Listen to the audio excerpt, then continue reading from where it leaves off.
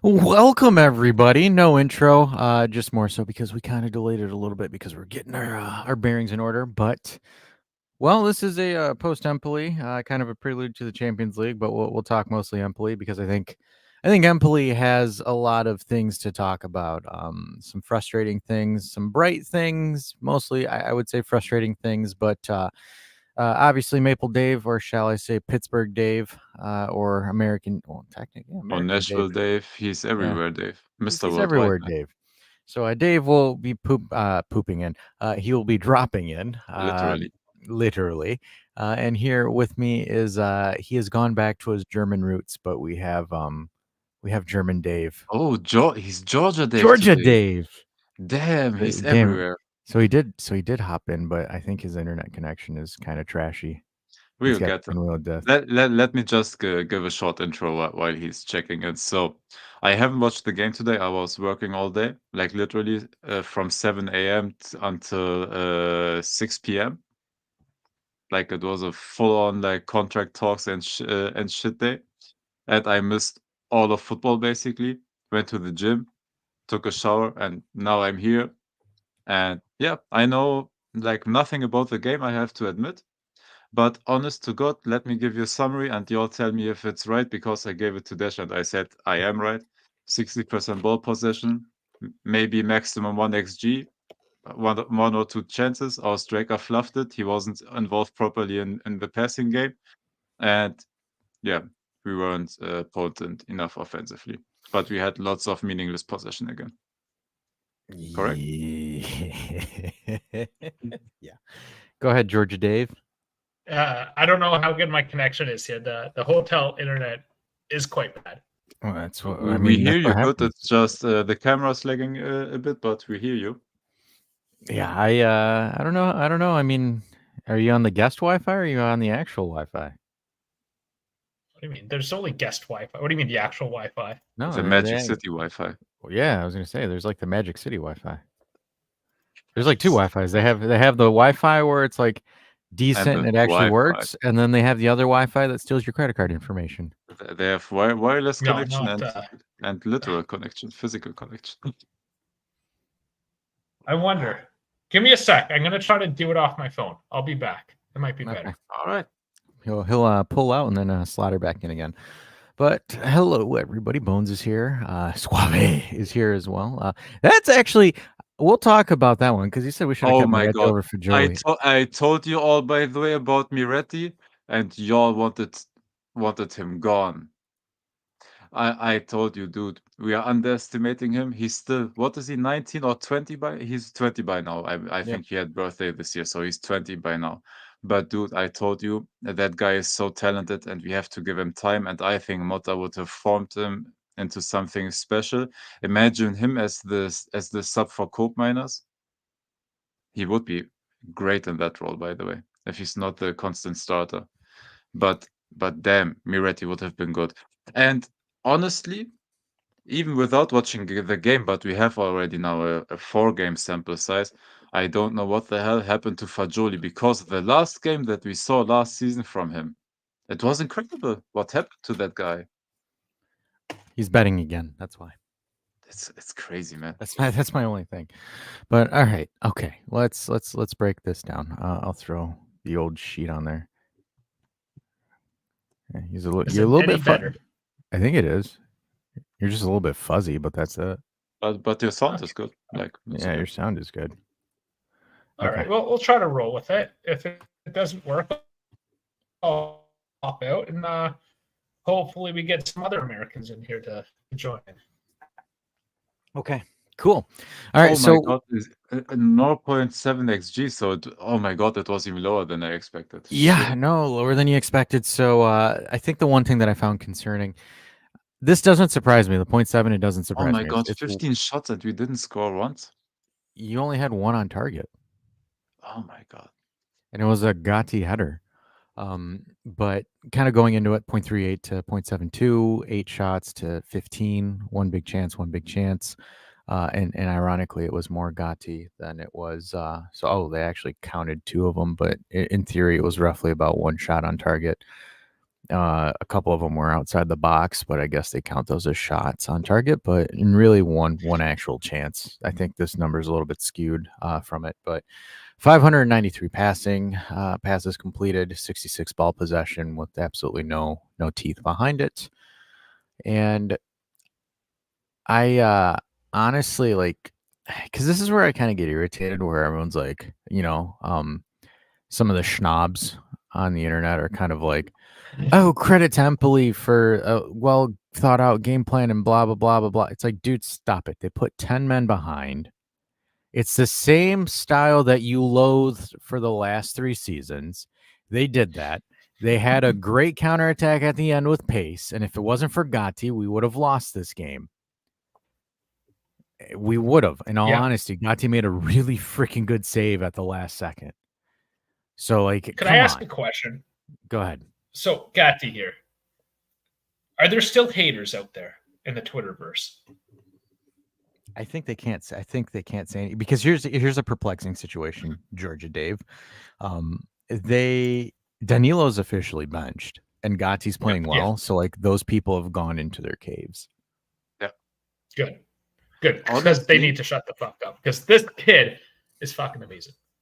Absolutely. Honestly, a couple of months ago, we were talking about him being a double-sided, or what is it? A two-sided sword, double-sided knife, sword, something like that. Sorry, my English It's again. a double-edged blade. Double-edged blade. Sword. Thank you. Yeah. Thank you. And we were doubting his defensive ability, not even the defensive ability as it is, but we were doubting the positioning, because he was moving forward so much. We were afraid of him missing possessions defensively, or his positioning defensively. But honestly, either he had this always in his pocket, or he improved it within these couple of months. And honestly, ultimate respect to that. Two things I want to put and the responsibility as a captain. Honestly, on the field, he looks like a great leader as well. Two things I want to say that were potential solutions to that. One, he's the furthest man in the back four. Bremer presses a little bit higher than Gatti, so Gatti's technically, like, for example, even on this instance here where the save at the end, Gatti was the last defender back. The other thing too, you look at your back four right now: Cambiaso, Bremer, Gatti, and Kalulu. And I don't want to sit here and be premature and say I told you so about Kalulu, but I think Kalulu had a hell of a great game as a right back. Honestly, I can't tell you anything because I haven't watched it, but yeah, he was what you were he thinking. was great. He was great to watch. He was essentially doing what Cambiaso was doing, but on the right side of the field. He was inverting, coming in, playing as a CDM, rotating with the center backs. Like, the fluidity between the back line was there. The offense was not. But, like, for example, defensively, between Cambiaso, Bremer, and Kalulu, Empoli weren't scoring unless they had some kind of luck like they did towards the end, where we kind of just said, fuck it, throw everyone in front and then see, if something would stick, and then they try to hit us on the counter. But, dude, Kalulu, again, in a limited role, Kalulu did well. The other, like, when I look at it too, I think I was talking with Suave in Discord, but I said, I'm like, if Kalulu maintains this as his floor, that 17 million isn't going to mean shit. Hey, we said 70 million is a bargain anyways, Oh, absolutely. for what he already proved, like, he was incredible, and 70 million is an incredible price tag. The only negative was the injury. That was it. And that was one big injury, and if he overcomes that, or it looks like he overcame that, now let him get into form and click again. Like, he was Milan's best defender in their championship season. It's not like he was like a rotational piece or just one piece of the puzzle. He was their best defender. Like, he was better. Who did they have? They had Simon Kjær back then. Tomori. Tomori. And another French name I always forget. Wasn't it another French? Ta? No, Chow is German, but he wasn't there that season, I believe. Yeah, and yeah, dude, Kalulu was in that season their best defender. Oh, Calabria was was keeping and then was Teo playing Hernandez. on the right side, and Theo Hernandez, yeah. And dude, Was that he the was French guy you were thinking incredible in of? that season. Sorry again? Is that your Frenchie? Your French Oh, guy, yeah. Hernandez? I think, yeah, I think it was Hernandez. Yeah, I think yes. And honestly, he was incredible, and the only doubt was the injury. We never doubted his talent. I think all of us said that he will be really good, and for dude, 17 million is an incredible price tag. Yeah, I think our back Yeah, line is awesome. I believe Simon Kier, I said, I believe. Yeah, I believe. Like for example, honestly, I think our back line is probably one of the best in the league currently. Like for example, this back line that you see here, I think is probably one of the best in the league. So because you 4 have games, 4 clean sheets. I mean, it's it's a good defense. It is like there's rare instances where I'm sitting like, oh shit, we're getting broke down. Like there was really like I have yet to sit there and see like, oh my gosh. Obviously, in my opinion, we have yet to play someone menacing because I'm sorry, people are sitting here now like the analysts and like, oh man, Roma was a real test. Stop it, Roma's ass. Oh, Roma, by the way, De Rossi's not going to be the coach by the end of the season. I got the defense by the way. So Calabria, they had Florenzi back then. They still had Matteo Gabbia, who they loaned later, but he had a role in that season as well. Theo Hernandez, Kalulu, Simon Kier, and even Romagnoli, who at that time was really good, and Tomori. Those were the big names.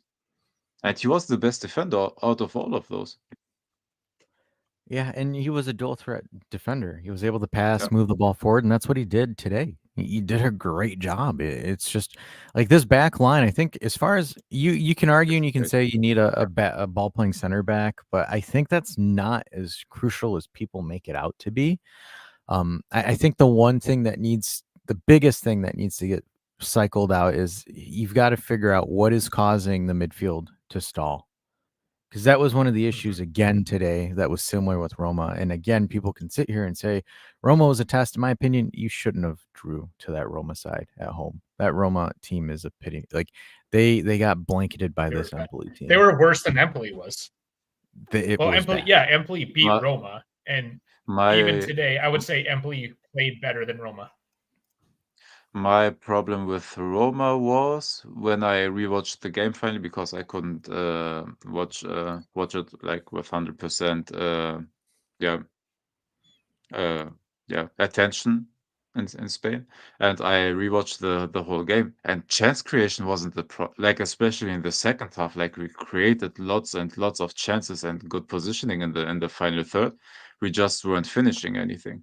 And I think in the second half, the midfield was really good. I think therefore I think the problem is the chemistry. We have to give them time to accommodate, like to start to know each other on the field. And today was basically the first time you can say that this is our basically starting midfield. Maybe minus Locatelli with Thuram, maybe, but yeah. But in that sense, like Koopmeiners and Douglas Luiz are your best ball carrying or ball playing midfielders in that sense. And yeah, let them build the chemistry, I believe. Give them the time. And I think all of us said like the start of the season will be hard because it's a full on damn revamp in the team, a new coach, a new system, and we started to demand from a team that couldn't play with the ball to save their life now to have above 60% ball possession. Like this is a 180-degree change in the philosophy of football, and we can't expect the team to click immediately. The only problem that I'm seeing, honestly, is Vlahovic, because he has literally no chemistry with anybody. The positioning is bad, and sorry again, I didn't watch the game today, so I don't know how it was today overall. But in the first games, his positioning was bad. The first game, you can argue his off-ball movement was great, but it was bad the other 2 games. His chance conversion is horrible. Like, what else is there else to say? Like, he doesn't have chemistry with the midfielder behind him or with the wingers. we're expecting our wingers to create most of the goals. Like, how much did we put on Conceição, for example, against Roma to score? And the brother was incredible in that game. Weah already scored. Mbangula already scored. Even Savona scored like one cheese goal already. Like, at some point, he has to start scoring consistently. Do you remember, like, the two seasons ago with the 15 points deduction, how much we were dependent on the goals by Rabiot, by Bremer, by Danilo from corners and from long balls and everything, because he wasn't scoring consistently. And same with Chiesa, we were depending on the rest of the team to score goals because our front line couldn't do it. And now we have actual good wingers that can do that, but you have a giant anchor in the middle of the field. The issue, I really don't want to talk about him because I'm just wasting my breath about him at this point.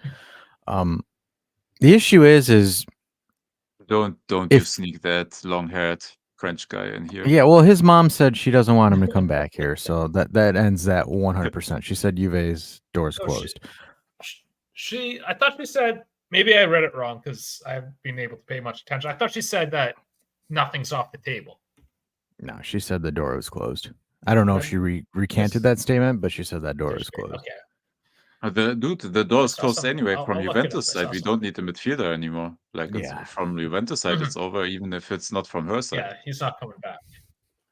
So I'm gonna quote Mike Grella. Mike Grella said this. He was the only Paramount Plus analyst with actual like common sense, where he says, the issue I have with him is that there's no progression in anything from him in the last 3 to 4 years. It's the same play style, the same mindset, the same way of doing things. And the issue is, if he is not scoring, he is absolutely contributing nothing to your team. He cannot pass. He cannot beat anyone on a dribble.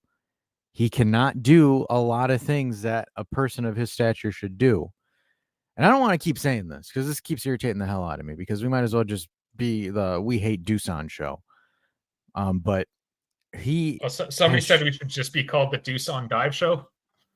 Well, we asked that person, hey, man, you got anything else that we got to work on? I mean, granted, today we might have a couple of things, like Mota's dodgy substitutions, in my opinion, but like that's the biggest, because the thing and the issue with this system, and that's why I kind of want to reserve a lot of comments until I get to see Milik play a game or two, because that's where I really want to see how certain things flow, because he has different attributes and different characteristics, and I want to see what is, because there is something tactically that is anchoring this system. I'm pretty positive I know what it is. Am I going to say it? I can, but people will whine about it. But I want to see how Milik reacts. I want to see how Milik and Koopmeiners react to each other. I want to see how Milik and Yildiz, Milik and Gonzalez, Milik and Conceição. I want to see certain things or certain aspects of it to see if it is that factor, because the problem is, Misak touched upon it too, and a lot of folks touched upon it too. Koopmeiners is looking for someone to play the ball to. And when you're a 10, who's the first person you want to play the ball to? It's your 9. But if your 9 can't do anything worth a damn, your 10's kind of like, well, fuck. What happens now? Because Ismaili absolutely pocketed him. So that means you've effectively taken out the center of the field. And then what happens is with Juve is that when the center of the field is off the table, they force everything out wide. And what Empoli did was, okay, great, because you have a complete knucklehead in the middle that can't fucking get a touch to save his life. Let's overload the wings because we sure as hell know he ain't getting the ball. And that's what they did. They double-teamed Yildiz, they double-teamed Gonzalez, and you couldn't advance the ball through the wings. And the only time you got anything was a half-assed cross from the wings that went to absolutely no one besides the corner kick to Gatti's forehead. That is as menacing as we looked offensively. My only thing that I want to criticize Mota for is you cannot play Yildiz and Nico Gonzalez at the same time. You cannot play them at the same time. They're almost, I don't want to say they're identical in the way that they play, but both of them are players that drastically need the ball at their feet for them to be effective. For example, you can do a Yildiz and a Weah. Why? Because Weah is running all over the damn place when he doesn't have the ball. Weah presses very fast. Weah has pace. you can do that. Like, for example, you can do Yildiz and Conceição. You can do Conceição and Gonzalez. But from an effective standpoint, you cannot play Yildiz and Gonzalez tactically at the same time.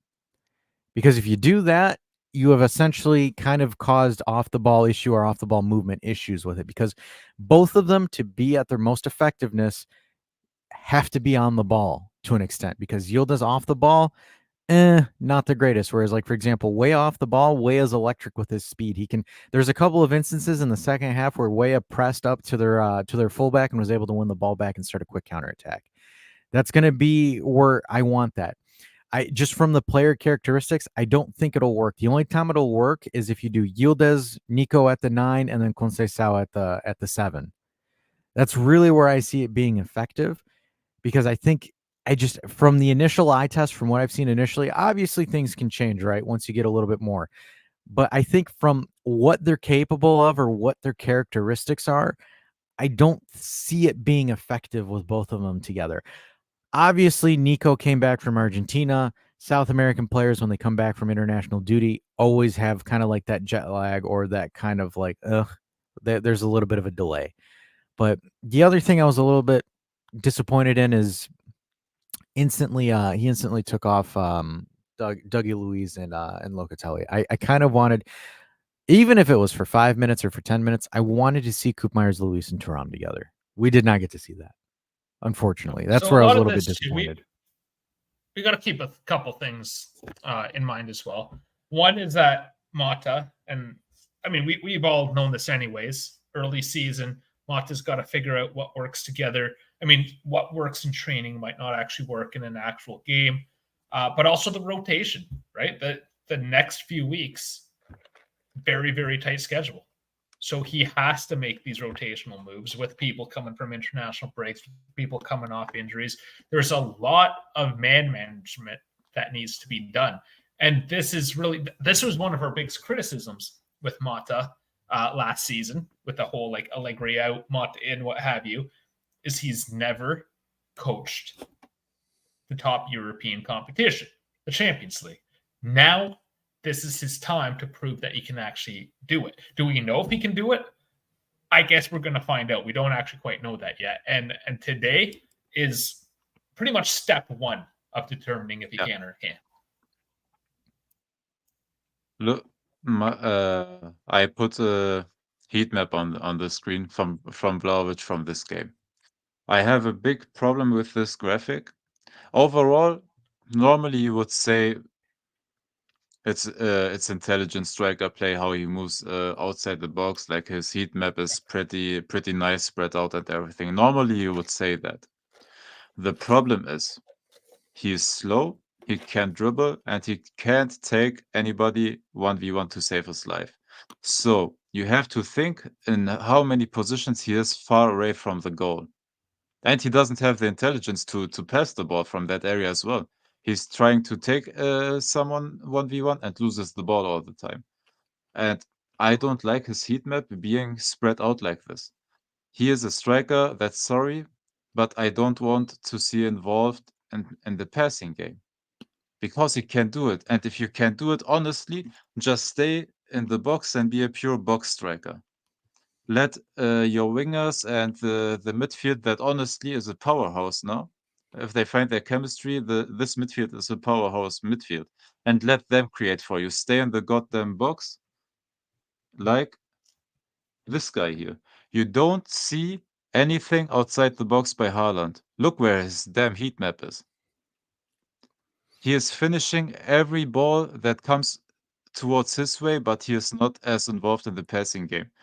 Because he doesn't need to do it. And my argument is, I think that our midfield is good enough for Vlahovic to be inside the box instead of being around the box, because he can't play around the box.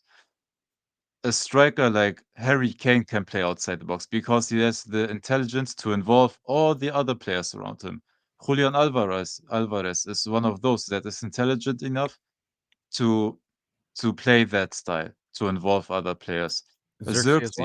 Xerxes as well. He is that type of striker that can do that. Even for fuck's sake, Morata, who I love, is a striker that can play that style. And there are lots of other strikers like in world football that can do that. Look at Victor Gyökeres. Like he is the style that Haaland plays, and he's scoring game after game after game. That was incredible as well for Sporting. And like Kenny says, Vlahovic is not a dynamic player, so I don't want him to play a dynamic role because he can't do it. And if he does it, he's always too far away from the goal. He's putting himself out of position. The issue is he can only finish one type of goal, one type of pass. Like it has to be a through ball Dash, behind the defender. That's it. That's it. No, but for that, he has to be inside the box. no, I understand. I don't disagree with you, but that's the issue. Is like, for example, the other players that you've listed are able to create shots out of nothing. I have Absolutely. yet to see that from him. Yes. And even if I see it, it's once every 2 or 3 months. Right? Like, for example, the one Lazio goal from last season where he completely cuts in on his right foot and hits it into the top corner. I've only seen that then. I haven't seen it again since. And it's just like there's certain tangibles where it's just like I'm irritated because we have to make this work now. There's no other way that we can get around this. This is 100% on Cherubini and Paratici or whoever it was. I think it was Cherubini at the time. Cherubini and Arriva Bene and them, but like it's just it's frustrating because it's one of those things where it's just like, oh my goodness, like what did these guys like? What did the scouting or whoever miss? Because, like, for example, I look at the goals he scored this season. It's a through ball where he's behind the defender and all he has to do is take a touch to redirect it. And if that's your only scoring asset, that's concerning for a team that creates chances. Because, like, for example, is this team like Man City? No, it's not. You need time. You need 2 to 3 years to get that system of play down. I'm not expecting us to, have a plethora of City like chances like City, but from the way that we're lining up and the way that they want to play, it's kind of similar to it. Like, again, you and I were talking about this in pre-show prep, the Man City game today. The goals that Haaland scores, and I'm not comparing to Dusan to Haaland. That thing's completely out of the window now. But, like, you look at the goals that Haaland scores, those aren't drawn up system plays. He knows how to make it. When you're that guy, you make things happen. It's not that you're being coddled to make stuff happen. Okay, so you were worried about trashing Vlahovic too much. Have you done this? I don't know. Honestly, for me, it's not about trashing, and I don't even dislike him. The problem is that I don't know if Motta wants this from him or he tries it too much.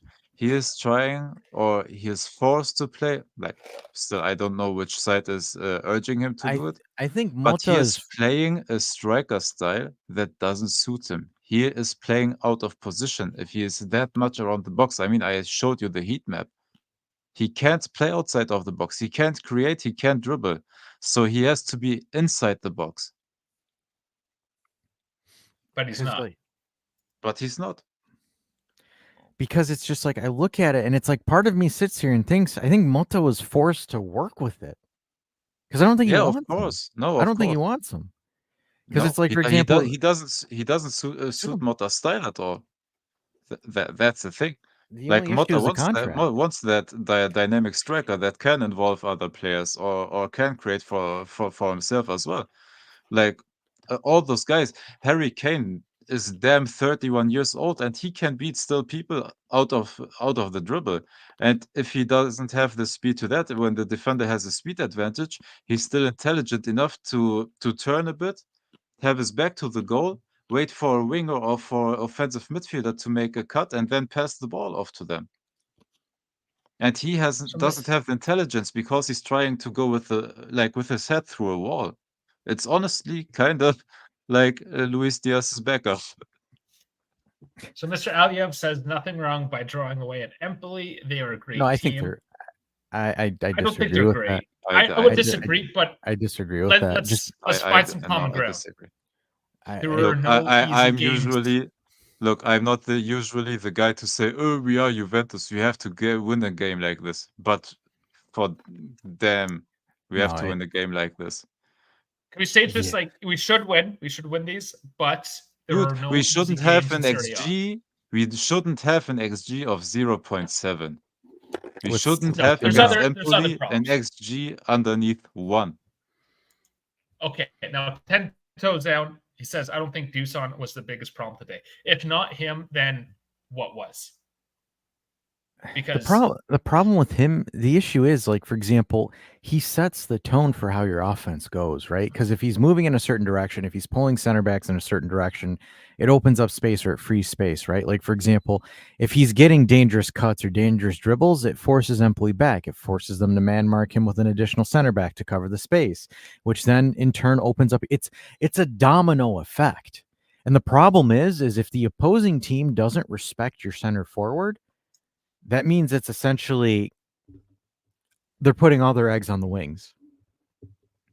Because, like, for it makes it example, predictable.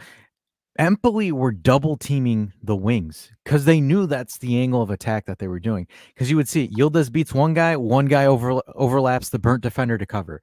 Nico Gonzalez would get a touch, one defender presses hard, forces a heavy touch, the second defender overlaps and covers, or it's a midfielder.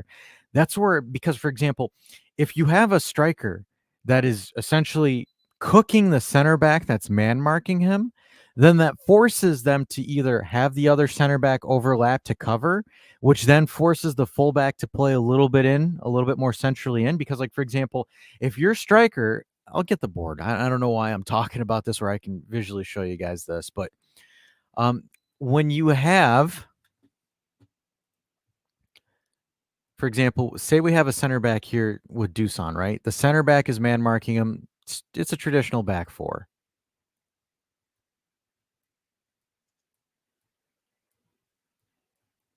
Also, because we're half an hour in, I will open up the lines, and anybody that wasn't joined in, say their own piece, stay for 5 minutes, stay for the rest of the show, doesn't matter. No camera required, just a semi-stable internet connection and a decent microphone, and it's all good. So link is inbound, putting it right in the chat. So kind of showing you guys this here briefly. So what happens is, right, if Dusan is giving issues to that center back, what'll happen is it'll force them to bring in help from the opposite directions, depending on which way he's attacking. So it'll pinch this fullback in, it'll pinch this center back in. Or if it's this way, it'll pinch in this fullback over here because one is going to do the man press, the other one's going to do zone. So when you do that, that opens up space here or space here, depending on the direction that he's going in, which then that frees up your winger to come in and do something, to be a menace, because the fullback can't go out too wide. Because, like, for example, say that Dusan's been cooking this right center back here. So if this fullback tries to compensate for Yildiz instead of Dusan, and Dusan's been torching this guy one-on-one, and you're forcing your entire defensive line to shift, that opens up Nico. Or that opens up, again, Dusan's beating him one-on-one, and then he's on to goal because Yildiz, on an isolated one-on-one, Yildiz will destroy maybe 8 out of 10 times. I'm confident that Yildiz can beat a fullback 8 out of 10 times in an isolated one-on-one. Not when you have it's a false isolation here. So, like, for example, what they'll do is, and a lot of teams do this, and a lot of defenders will do this, right? So number 2 is the fullback here. So Yildiz is one-on-one with him.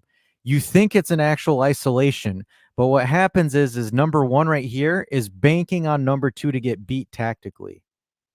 So then what happens is Yildiz does, a through ball or something, gets past him, but because 1 is already instinctively moving to cover that position, because they know that center back number 3 here has Dusan on lock, they can afford to take that risk, either force the ball out.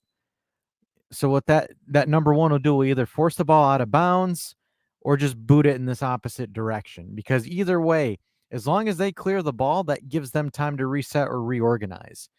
The difference is if Dusan is cooking, for example, if he cooks center back number 1,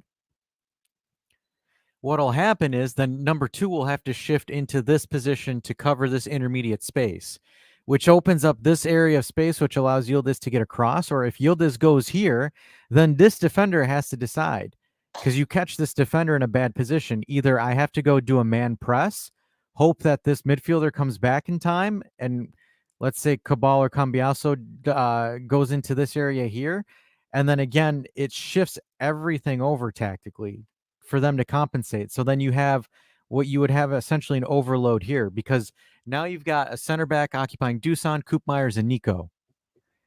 This is something you never want to see your defense go up against. One-on-ones, consistent one-on-ones in the box, if that were to happen.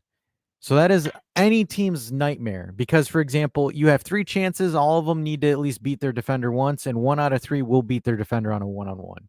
Whether they're caught bad or awkwardly caught, it's going to happen. So that's what you would want in theory. But what Empoli did was Empoli knew that Dusan couldn't beat a Smiley one-on-one. So what they did was they left a Smiley on Dusan, and Coop Myers trying to look for something, because, again, Dusan wasn't successful in taking the ball or even doing anything or facilitating play. So what Coop was forced to do is Coop has to send the ball out wide. So then Yildiz would be pressed hard by 2, and then the center back would overlap. Same thing would go in the instance of Nico Gonzalez. So Coop would send the ball towards Nico, then 4 shifts over. Ismaili pulls off of Dusan and moves to cover the gap, and then the other center back covers here. And then again, you have that overload or that stuffing on the wings. That's what tactically Empoli was doing. Empoli weren't defending with their lives or, a master class of defense. It's essentially, hey, they've got nothing in the middle to threaten us. They're only going out wide. They're overlapping. They're going out wide. That's all their play style. Then we overlap the wings and we neutralize them, because for Empoli, they know you're not going in the middle, so they don't give a shit if you have 66 possession, because all they're going to do is stack the box, overlap the wings to make sure you don't get a clean ball off, and they'll just wait for you to pass the big horseshoe pass around their zone, because that's essentially what our passing lines were when Empoli was sitting back. A big giant U. So to break something down like that, you can only do it through corners, free kicks, or just a lucky header, which Gatti did get one of those headers, but unfortunately the goalkeeper was there to make a great save off of it. But this is one of those things where it gets where the issue is, and that's where Motta's team is going to struggle this season, is how do they get out of this issue? How are they able to be creative? And the other thing too that I will say that I wasn't impressed with is the substitutions. I think doing 4 substitutions at the same time was not a good idea. I think some of those substitutions should have happened sooner. I think, in my opinion, you should have subbed off Dusan and you should have moved Nico into the 9 and then placed Weah in. I think you also should have not subbed Luis instantly off and put Thuram in with Luis, Coop Myers to see how those 3 would interact with each other.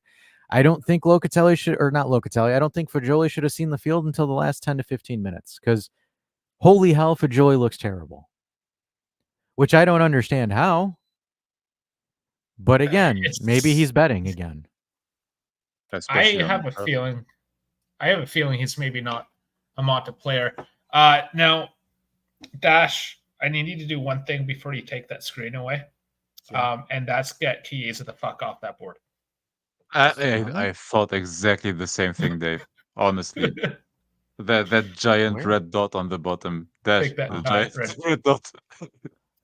And while you do that, Vlad, I didn't know Cindy Crawford had a daughter, but yeah, she's hot. Bones coming in. Welcome, Bones. Are we legally allowed to say that? How old is she?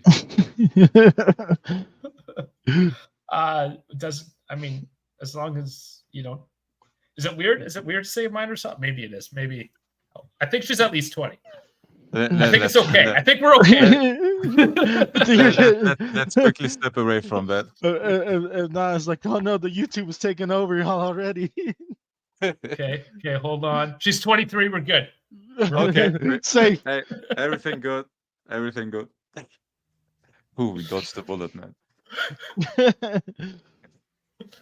Oh man. All right, Bones, what's going on? But I was gonna go off of what Dash was saying. It's like, I don't get why we don't bench him or sub him off. Dusan. The monetary power at this point.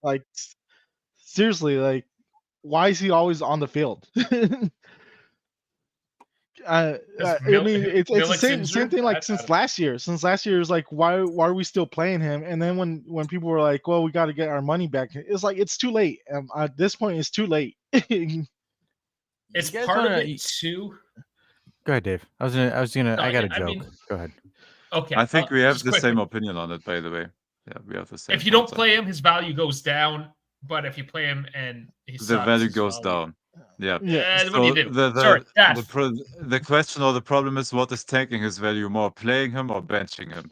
So that is the calculation that is hard to do right now. And the hope is, of course, because if he goes off, that saves more so of a value like rather than putting him like his ass on the bench. I think that is the try to gain some money back. You want to know, this is going to make you guys laugh, and this is going to make Bones squeal like a schoolgirl. You want to know the most informed striker in Italy right now? Keane. Moise fucking Keane. It is Keane. Yeah. Moise fucking Keane is the most informed striker in Italy right now. Do you know what Keane could do? Beat him at dribble. He could dribble. And he doesn't go over like a little bitch when they touch him. like his finishing was atrocious last season. Like it was bad. But man, his dribbling was still good. Like he was creating some stuff. Like the most informed Italian striker right now, Moise freaking Keane. It's insane. We can't. That is nuts. And people laugh at me when I say it's like, no, he has just as much potential as Dusan did. Just as much. He does. They're the same age. He kind of does. They're the same exact age. Literally, like there's a month between them. I think a month or two. And because he's homegrown, he won't count against a slot in the Champions League either. And he's not getting paid more than Haaland. Voice, yeah. He's getting paid way less, or was. Yeah. At this point, you might as well just have Keane. Honestly, it's insane. I don't. Yeah, but it's over. It's over. I know it's over, but like, yeah. I just out of spite, I would like to bring Keane up. Hey. I like to bring Keane up. Would have R2 today made more sense than Fagioli? I don't think both of them. I think either or. Man. No, an honest question. Like can Arthur, like if healthy, give us like I think he can give some quality to the team. I don't know, man. That I haven't seen. That's the question paid for Juve so long. The only question is though if he gets injured when he steps onto the field even before the referee whistles the game. That's the problem with him. And then Tendo's down saying Keane is dog shit. I will never forgive him for his game 2 years ago against Genoa. Okay. Oh yeah, but if Keane is dog shit, if Keane is dog shit though, and we're saying Keane and Vlahovic are more or less the same, what does that say about Vlahovic? Right? Like at the end of the day, we can't fucking win. When it comes to our number 9, what the fuck? Like, what are we doing? Yeah. We got to figure this out. Good Lord. And it's just like one of those positions where like, holy shit. Ever since Higuain, it's like we haven't been able to get a striker. Dude, but the crazy thing is in these days, it's not even hard to get a good striker for cheap money, man. Yeah.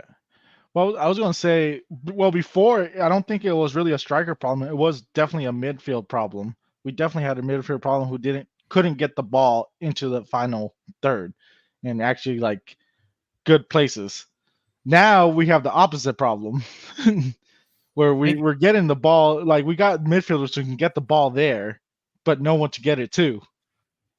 I think the issue is, and this is kind of like the midfield covered for him for the last 2 to 3 years, and now like the society of not touching grass are starting to like look at it and be like, oh, maybe we were wrong about glazing this guy.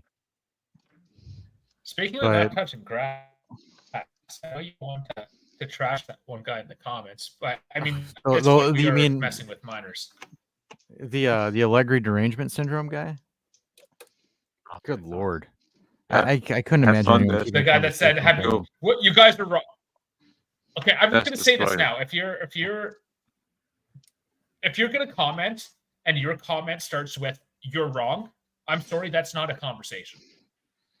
That's not how you talk to people. Nobody is wrong in a conversation. If you're talking about science and like you say I disagree. say 1 + 1 + 1 = 3, yes, you're wrong. But if you can disagree with us, but if you're coming at us in a comments just saying you're wrong, no, you can fuck off and move on and go to BZ or some other asshole place that's gonna fucking wine with you. So you're telling me the Dash world's cookie. not flat? Well, no, it's just the issue was like the argument there, and I was just like, dude, do you not realize like because it was I don't understand because like for example, we've moved on. Max is gone. Let Max do his thing. Let Max I sit at his didn't move on. vineyard, chill in Tuscany, go to Milan, win the Scudetto with Milan just to rub it in our faces. God, if that happened, I would just not even commentate anymore. But Watch the world burn. yeah. But the thing that I found ironic is just like, oh yeah, over the past couple of seasons, it's all Max's fault. Max. And it's like, dude, we had 4 sporting directors in like a matter of 5 years. But Max gets and it's like if you can't even consider that as part of the argument to why certain things happen the way that they did, I don't think we can have a productive conversation. Well, didn't you see the movement of the MS Paint that they did at Times Square? And it's like, yeah, it's called ignorance because that was the best. And the best part about it was like, oh yeah, but all those players were his guys. Okay, so let me teach you a thing about business, right? So you have a budget to work with, and they say, hey, this is our budget. These are the things that we can get that are within the budget. Which ones do you want?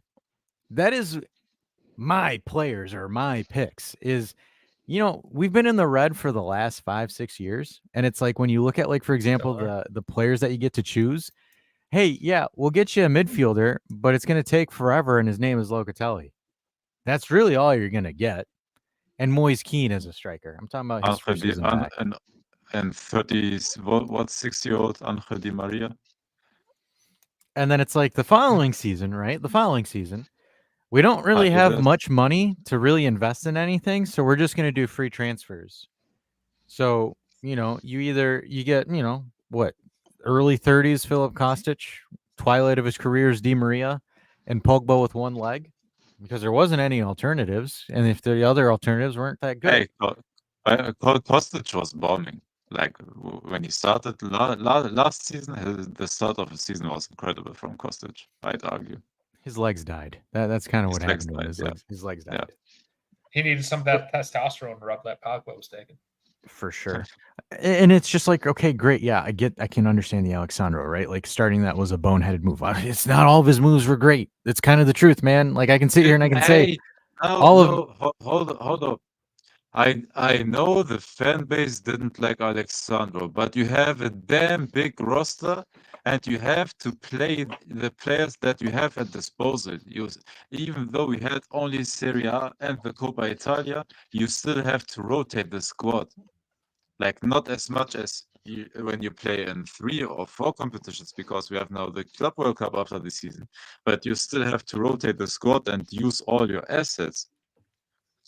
Ideally, in a normal season, we wouldn't even have seen Rugani on the field, but we have seen him as backup and he was good. And yes, Alexandro, like most of the time, was disappointing, but you still have to use the assets that you have on your team to save the energy of your starters.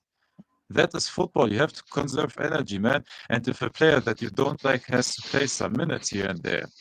And by the way, he was the vice captain. He was one of the senior players. So yes, you have them on the books for a lot of money, so you have to do something with him. You can't just put him sit his ass on the bench and tell him, yo, brother, you won't see a minute this season.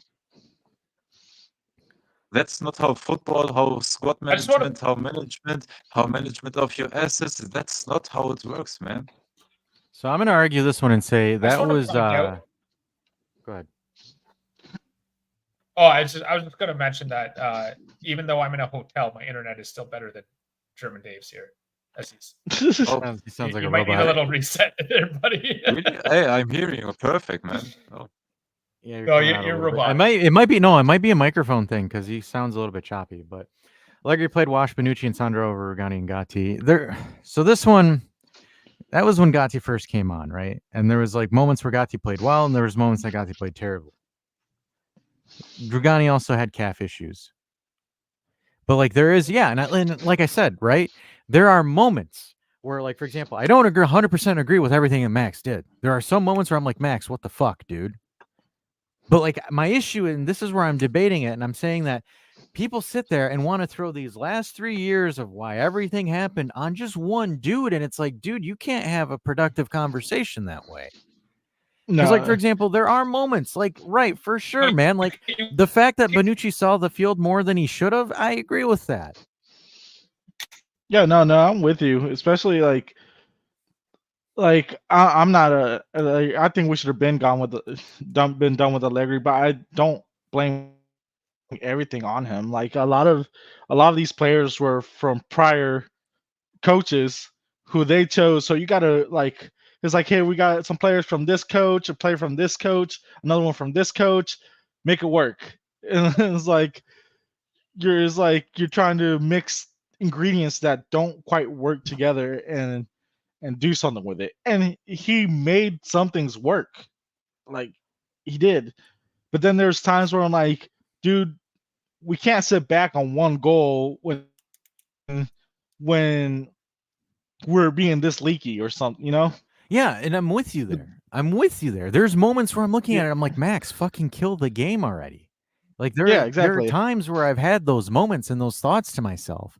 But then there's other things too where it's like, if Bremer wasn't, I think Max helped Bremer become a better defender. I think Max helped Absolutely. Locatelli become a better defensive midfielder, to cover the defensive zone, to be a lot more intelligent with his interceptions. Like, I think that there's benefits to that as well. And I think if you can't give that as a credit, like if you don't want to give any credit, I think that's a disingenuous argument in regards to that. Because like I ask you, and I want to ask folks, is during Max's second stint, outside of Bremer and maybe you can consider Locatelli, what foundational pieces did he receive? Because is Dusan really considered a foundational piece? Danilo Not is the captain, maybe. like maybe Danilo at best. Because, like, for example, I look at this season, Rabiot was exactly his type of midfielder. but he was there before Max got there. No, Like, no, what was I know, but like in terms of being a player that suits his style. because the question that I have is, like, for example, what was that foundational piece that was brought in for him? Because if you want to tell me a 30-year-old Pogba on a free or a 34-year-old Di Maria is a foundational piece, I think Paredes. it's Paredes. like even Paredes on a loan. Yeah. Like those aren't foundational pieces. When you look at, like, for example, this summer, Thuram, foundational piece. Douglas Luiz, foundational piece. Koopmeyers, foundational piece. Conceição, the potential of a foundational piece. Nico Gonzalez. Maybe you can throw Nico Gonzalez as well. Maybe you can throw Cambiasso and Di Allegri's Gregorio? head as a Di Gregorio as well. Yeah. You have can 4 to even 5. throw in you can even throw in Cabal, who is a great squad player. Kalulu, who will improve or will climb the ladder within the team hierarchy. Like We've had one of the all of- biggest transfers in Europe this season. And here's Yeah. some other things too. By the way, here's the list of all the players we've Yeah. sold. By the all way, of still these. way too many loans in my opinion. By the way, but There it's are. good that we got rid of that many players. That has not happened. We have not seen that happen in the last 3 to 5 years. It's something we should have been done, honestly. It's This something should that have been done years ago. No, for sure. Did you guys not know that Fabrota was still considered to be on the squad? Yes, Who? I know. He's who was that left winger that we had for like 10 years on loan? Yachka. Yeah, that one. Yeah, remember? Yeah. Dude, I remember playing like pro on FIFA career mode, and every year yes, like, why? yes, It's still here. yes. Every time when you load into the Juventus squad in FIFA or EAFC, like Frabotta is on loan, Gori is on loan. Like what the hell? Like what am I supposed to do with them? Like you keep Yeah. them on loan with the other team and then sell them immediately when they return. Oh man, That's actually same with glad. same with Malia. Okay, brother, like I can't use him for anything. Like we come back from loan and bam, sold. But that kind of rests in the case, right? And even with then, it's just like even with us or with Max, most of these players that were here were players he was forced to work with, and these were next gen players, mediocre players. We had a player called Pecorino. I guess so. Yeah, guess I mean, so. I know a But- lot of these are next gen. But to kind of finish my little 5-paragraph essay here, yes, Max was not the greatest, but for people to completely throw everything on him, I can't have a productive conversation with you. I honestly can't. If you want to throw everything that happened in the last 3 to 4 years on him, we can't. If you can't acknowledge the carousel of sporting directors as that being one of the core issues of what happened, I can't have a conversation with you. I can't. Because that's what I told that guy in the comments as well. I said, look, if you can't acknowledge that, which he didn't, and then whoever puppy whatever was absolutely went at him, which I thought was hilarious. Alt account.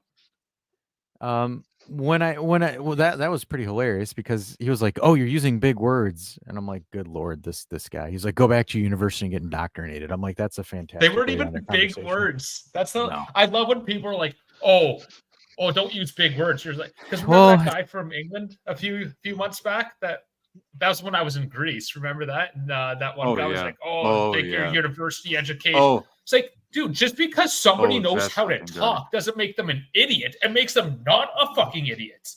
You're the idiot if you don't know how to use words.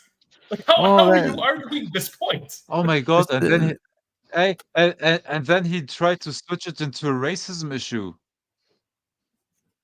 That's the craziest thing. Yeah, I mean that was just a mess. Anyways, I mean we're arguing with the worst people in the world right now. But it's the idea, right? Like we're always here to have the conversation, but you have to be willing to have the conversation. Right? Because we've had instances where we've gotten things wrong. We've had instances where we've gotten things wrong, and we've had instances where we've gotten things right. We like to say that we're more correct than we are. But it's just like I look at that stuff and it's just like even like a game like today, I still see the Max tweets and the Max thoughts and this and that. Just let's move the fuck on from Max.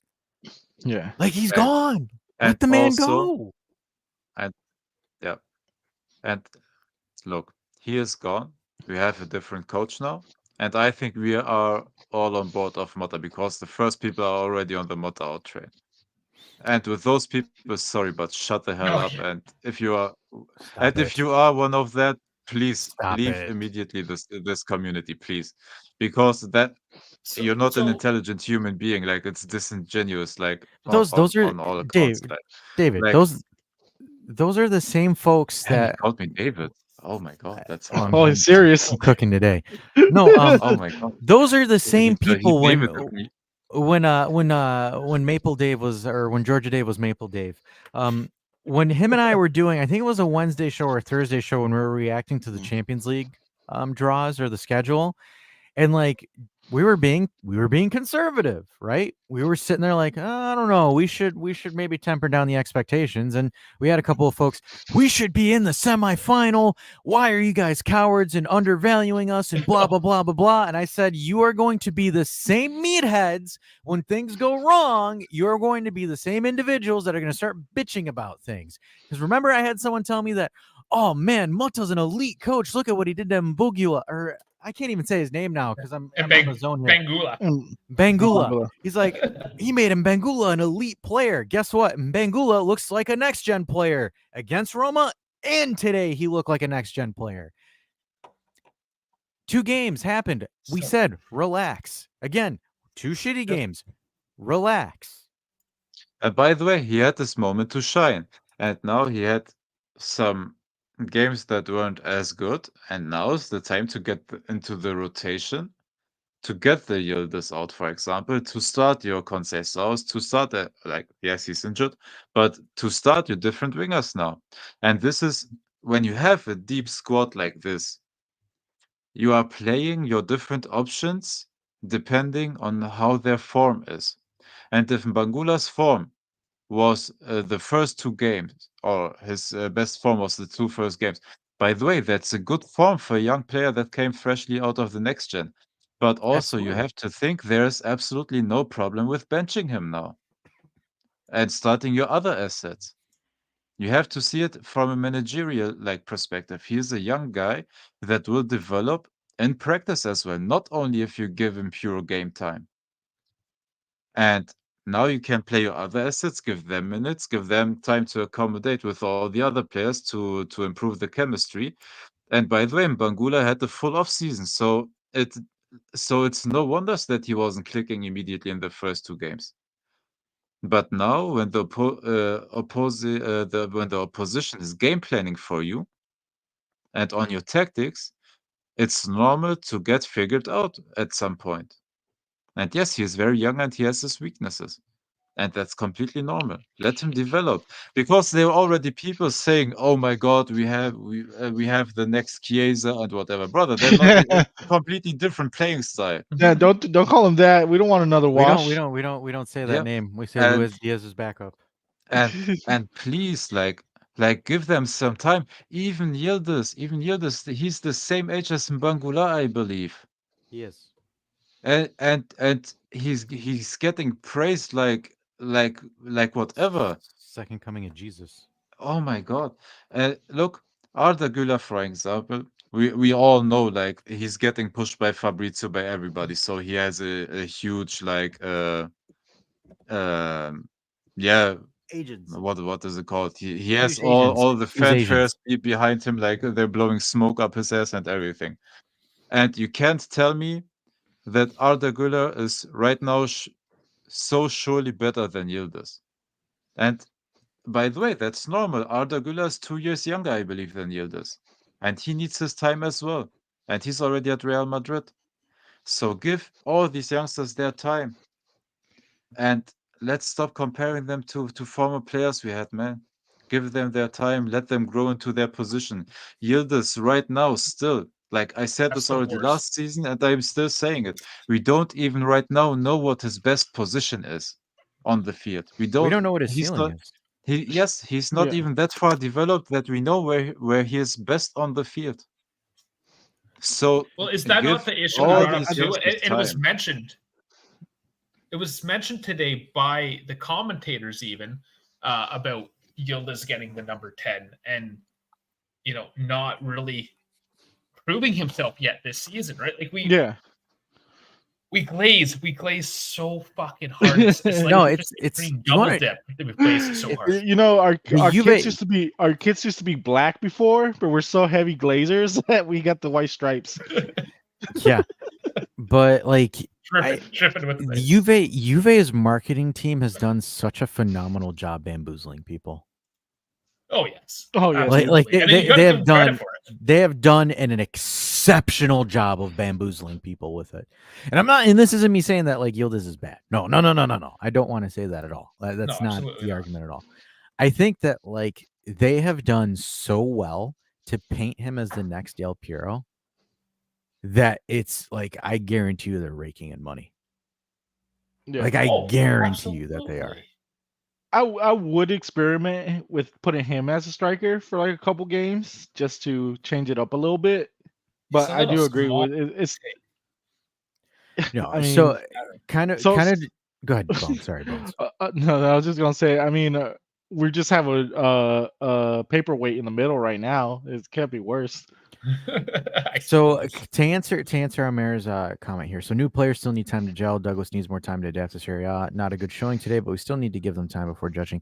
I don't think the idea is we're not really saying that the team is terrible, right?